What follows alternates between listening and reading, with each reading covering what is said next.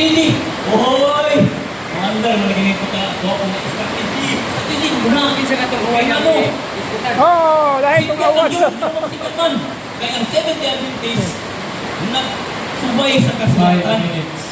Nagsubay sa kasulatan. Ang Seventh-day Adventist. Karon ang pangutana, naagit sa kasulatan.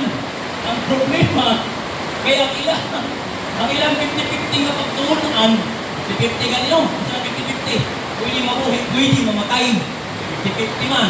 Dito sa Biblia, isa lang ito ka verse, hindi kami nasabi. Isa lagi ka verse.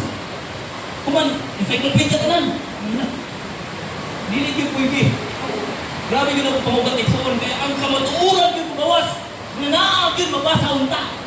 Naalagi sa encyclopedia. Biblia mo itong diskutan. Asa may lagabaw niya eh. Kumabaw niya ako sa samutana ako niya, iklaro niya, kinsay abaw, ang Biblia o ang encyclopedia. Si Kristo uman niya sa kalimutan, magbuhat o sa encyclopedia. Ang gibuhat niya, pulong sa ginuman. Gingon na iksoon sa Episo 5:23, ang bana maoy ulo sa asawa.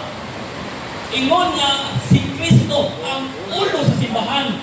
Iyang lawas na iya sa giluwas kung ulo si Kristo sa iglesia.